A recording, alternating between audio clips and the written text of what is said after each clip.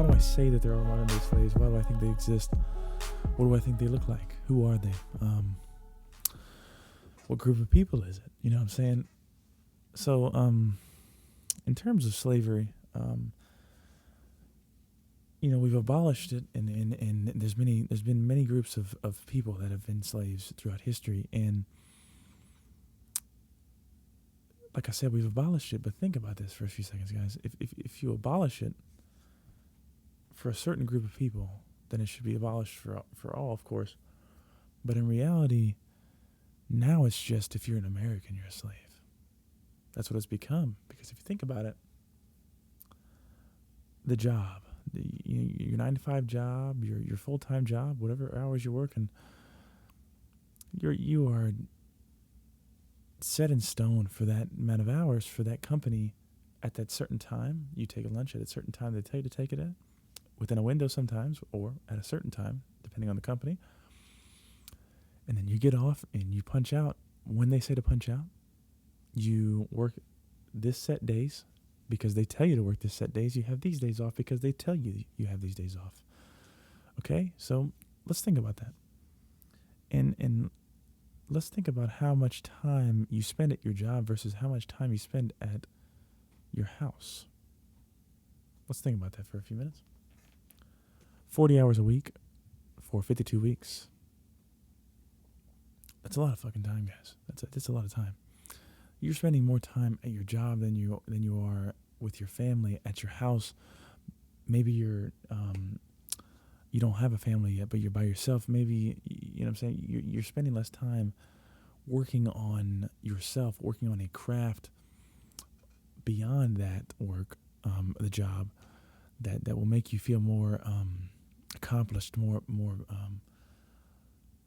sense that you'll have a better sense of worth, is what I'm saying here. So, like, I looked it up recently, and the statistic of how many people hate their job is 85%.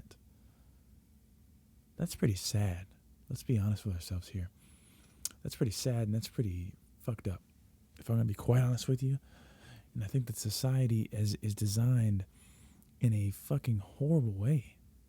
It really is, with the things that people give worth, with the reason why they do certain things, the construct of money, and the limitations that it puts on you in your certain situations is undeniable, and sometimes it's you can't escape it. Like, in terms of, there's been some people talking on a couple shows that I watch, and it's, they'll ask someone, why aren't you doing the job you love? Because they'll tell them on how much they hate this one job.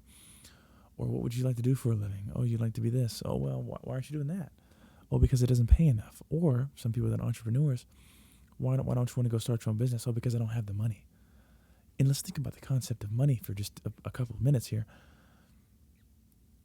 In the modern form of money, it's in paper for the most part, and it's becoming increasingly paperless in terms of digital currency. Okay, but the fact, we'll work off the paper form of it right now. But the fact that you can have more paper, yes, literally more paper than your neighbor, and have more credibility, you can do more things, there's more opportunities for you. Doesn't that seem a bit odd? Just slightly, right? I mean, just maybe. Go cut off some paper off and some wood off the tree and make some paper out of that. Maybe I'll be able to trick someone into believing that I have a little more power just because I have more paper. That's ridiculous. And the part of it that's funny is that now it's becoming more and more digital, to where it's just, oh, I want a bank loan of $50,000. Oh, let's go type it in your fucking account.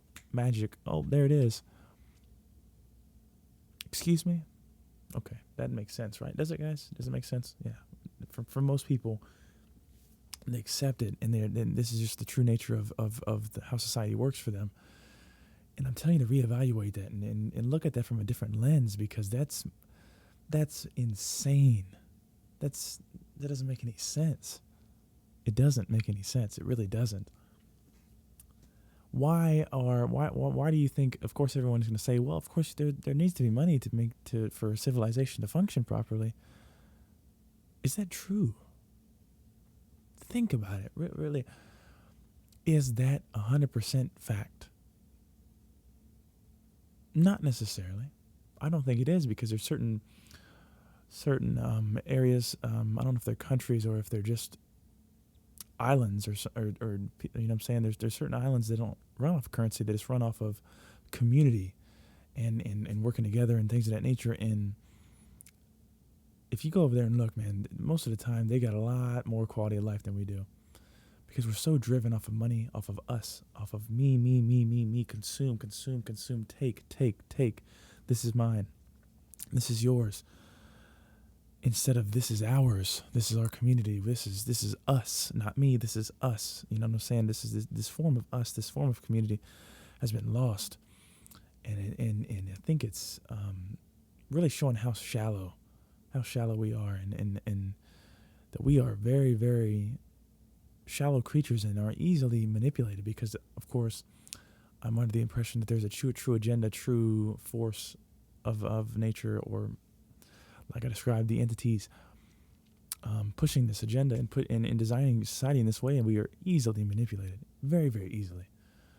And I think that we need to wake up and reevaluate society and realize that maybe we don't need to run off of currency, for one thing, and for two, if you want to work, if you love working, and if you want to do that one job that you love to do, or and the fact that you can't do it is because of money, is sad, and it's ridiculous, because some people, there's some people that want to be an educator, they want to be a teacher, but why aren't you being a teacher? Because it doesn't pay enough.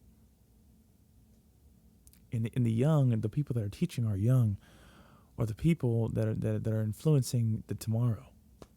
And if you have lackadaisy teachers and people that don't give a fuck, you're gonna have a community, you're gonna have a society that doesn't give a fuck. That's just how it works. So maybe that's why we're seeing that. You know what I'm saying? You gotta connect the dots.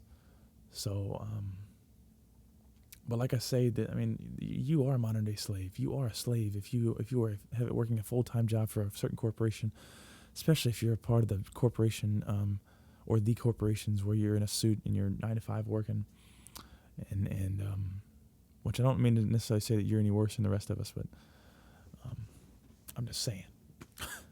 You go 9 to 5 every fucking day of your life. Not every day of your life, because you have the weekend off, or you have the midweek off because that's your rotation, or whatever the fuck it is. All because you need more paper. And if you don't think that's insane, if you don't think society's lost its fucking mind, then I'm going to ask you to step back and think about it for a few minutes, because it doesn't make any sense. It doesn't make any sense. It just doesn't. Because the way the society is designed, and I think, that's what I'm telling you, that I think that it's been designed this way on purpose. I don't think it's like, oh, this is what civilization should be. Let's try it out and let's see how it goes. And this has just been a product of a design that's not working the best. I think it's been designed this way that the people at the top, the higher you go, the less people there is, and the more power they have. It's a pyramid scheme. Everyone talks about the pyramid scheme. Don't get a pyramid scheme job. You know what I'm saying? Don't get trapped in the pyramid scheme. When America's a walking example of a pyramid scheme.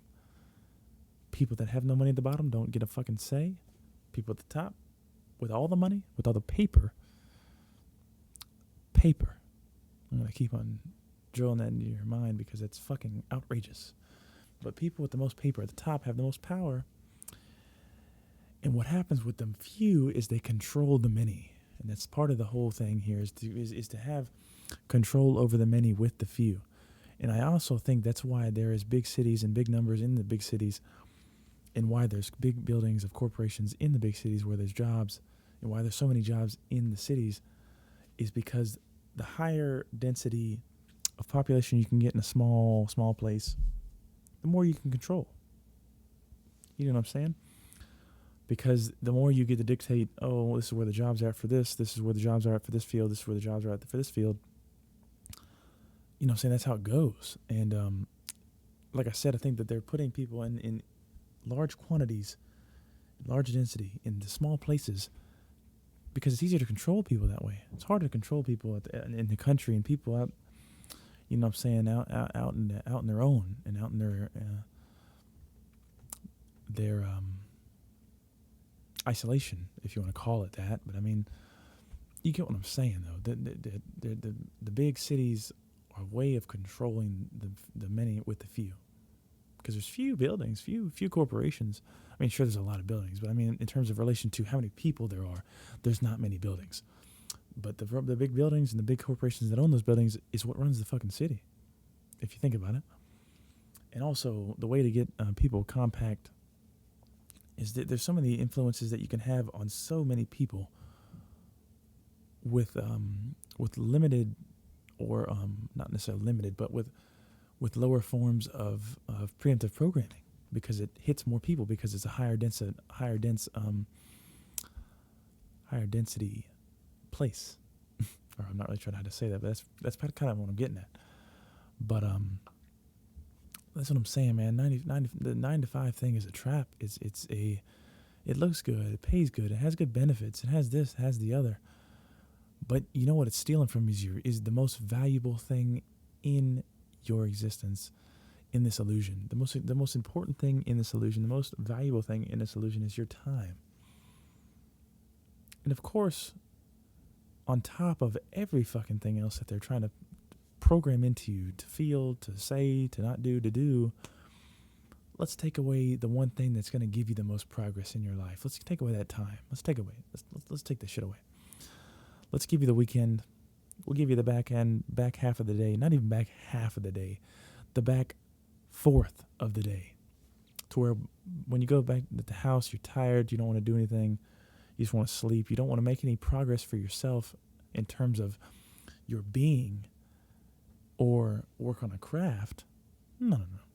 We're going to give you multiple distractions in multiple things that are telling you to not do those things while you're away from your job. So let's distract you with devices. Let's distract you with preemptive programming in terms of TV. Let's distract you with what to consume on the TV. You know what I'm saying? But at the job, let's keep you dedicated. Let's keep you on that one thing. Let's keep you focused, because we know when you're focused, when you divert all your attention, that's when you get shit done. And that's when you make the most progress towards that one thing. So if you were to take as much effort as you put in your 9 to 5 job into your being, into your community, and into growing this awakening of the collective consciousness, the progress that would be seen is unmatched, is unfathomable. It's amazing what could be done. So that's what I'm trying to tell you, man, is if you don't see that it's a trap, then you need to back up and look at it again, because for most people, the fact that they hate their job, 85% of people hate their job, really, really shows that it's a trap. It's designed to be that way, and it's sad. It is sad, and of course, I mean, like I said, not only the job, but the money is the driver to give the job so much importance, and to show you that, oh, this is what you need to do. You need to go out of high school. You need to go to get yourself a college education. You need to go get yourself a job. Go get yourself a high-paying job, because the higher you get paid, the more happier you will be. I'm here to tell you that's fucking complete bullshit. Because like I told you in that one video, there's only so much you can buy. You're gonna run out of things to buy, even if you have unlimited fucking amounts of money. You just are. So it's like I said, it's just that one thing. It's just that it's that thirst that you're never going to quench. So if you think that money is going to fulfill you, if you think that more money is going to make you happier, you will spend your whole life being unhappy. Because money is such a shallow object, and it is an object to put your importance in, to put your happiness, to put what controls your happiness is what I'm saying. To have that control your happiness is unfortunate, and it's sad that that's most of the population and what's going on. So, like I said, I mean, there's multiple layers as to why I think that you've become a slave, and why there are modern day slaves. in that instead of slaving a race or slaving a certain religion or slaving a certain group of people, they have now enslaved all of America. And at this point, if you see around the world, most of the world, because the UK is very similar to what we are, and the UK is even more mind-boggling. The fact that you can be declared queen or king or whatever the hell you are based off your bloodline. Because you were a daughter or a son to this one person, you are now queen or king, regardless of your fucking credentials. Regardless of your credentials. Regardless of how much you know how to run a country. Regardless of how much you know about policy. Regardless of how much you know about this, that, the other. Because you were born of a certain mother and a certain father, you're automatically given that. Does that make sense? No. I'm glad it doesn't, because it doesn't make any fucking sense. It's the same thing with us, though. Well, I mean, in the fact that someone can have more paper. And now it's an imaginary fucking number that the people type into a computer. The fact that that gives you more power, that's almost even more shallow. But that's not necessarily because you have to have certain credentials to earn that money and things of that nature. But look, man, like I said, I mean, if you don't think that you've become a slave, open your eyes, because that's what they've distracted you from, is the true reality of that you have become a slave to their system. Because if you think about it, the way that the agenda is moving, who is to say that a technologically advanced society is the best society to go for? Who's ever said that? Everyone that's on the news and that's told you, and everyone that's in science has told you that, because that's what they want you to believe, and that's what they want you to move society towards. Of course, because it's all part of the fucking agenda, right? Who's to say that the Egyptians weren't more advanced?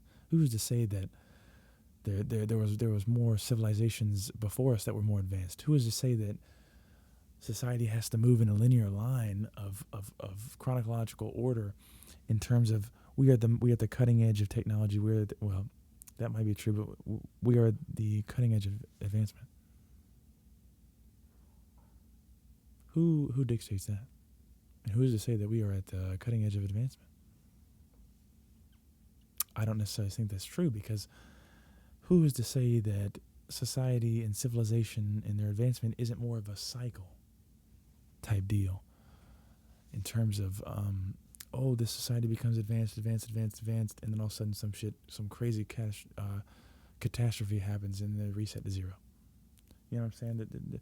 Who's to say that doesn't happen? Because especially with the Sphinx and the pyramids, they're learning that they are dated further and further beyond what they thought they were dated. They're not 4,000 years old. They're 12,000 years old, and even sometimes in some calculations even older than that.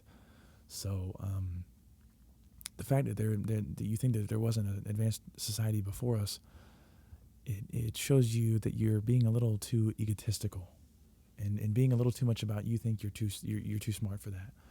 And of course, no one before me was able to do those things, or of course, no one else before me is more advanced than us, because how could they be? Because they were before us. Because modern science has told you that people before us aren't as smart as us, aren't advanced as us. I don't think that's true. And in some cases, I think they were more advanced, to be quite honest with you. And I think they had their direction set a little more straight. So that's what I'm saying. There's that, and the thing that I had to say about, I'll tie in a little bit of a sad thing in here too, is the fact that everyone looks to alcohol as the best legal substance you can take in terms of having a good time. Guys, if you need alcohol to have a good time, if you need alcohol to have fun with your friends, you're hanging out with the wrong fucking people. Okay, because in the way I live, in the world, in the reality that I live in, I have just as much fun without it, and I have, honestly, for the most part, less fun with it. So I mean, There are times, of course, where you have just as much fun with it, but I don't gain anything from it. It doesn't make my life any more enjoyable. It doesn't make my life any more happy. I don't have any better of a time with the boys drinking than I do with the boys when I'm sober. So, I mean, I just think it's an unnecessary thing. And also, it's honestly, if you think about it, it's the perfect slave's drug. It's the perfect thing for the slave to consume, because when you consume alcohol, with alcohol goes thinking. As you consume more and more alcohol, you think less and less and less. You become less and less conscious, because there's a certain point where you go unconscious if you drink too much. I've seen that happen to a few people, and I've heard that happen from multiple people of stories that they've told me. So it's the perfect slave drug, because it allows you to forget the true nature of reality. It allows you to forget about the job that you hate. It allows you to forget about the breakup you just had, or whatever, say whatever you're dealing with at a certain time, whether it be getting laid off from your job, anything devastating to you. Alcohol is looked at as a savior. I think that's pretty low. I think it's pretty steep, and I think that needs to be reevaluated for sure. The fact that alcohol can be considered legal, but yet there's other things that are illegal that cause much more harm. Or back up. There's things that are illegal that cause a lot less harm than alcohol, because alcohol is very harmful and can lead to death. And there's some drugs out there that are illegal that you cannot die from. So let's think about that. How does that make any sense, guys? I think that I'm telling you, the whole design of society is a disaster. It needs to be revisited. It needs to be fucking torn down to the bare frame and rethought and reevaluated, redesigned. So like I said, man, alcohol is the perfect straight slave's drug. Makes you forget about the job that you hate, the job that you just got laid off of. And speaking about that, I got a beautiful quote from Jim Carrey. He was giving a speech at a graduation. I can't remember what college it was, but he gave a speech where he said he watched his dad work his ass off. His dad was working his ass off at a job, and it's a job that his dad didn't enjoy, because 85% of people don't hate their fucking job. So, of course, more likely than not, your parents are going to hate their job. So his dad hated his job, but he went in there, worked, got a paycheck, got what he had to do to support his family, and he got laid off. And that's depressing, because if you think about it, like Jim says, this is what he says. He says, I noticed right then, it told me, if you can fail at what you hate, why not do what you love? Because in my personal opinion, if you give what you love your full attention, your full effort, your full passion, and you fail at that, then I think that you can live with that a lot better than you can live with something you've been working your ass off for 15 or 5 to 10 years, 15. You're working there 15 years, and then the company just shits on you and lays you off. And you've hated that job the whole 15 years you were there.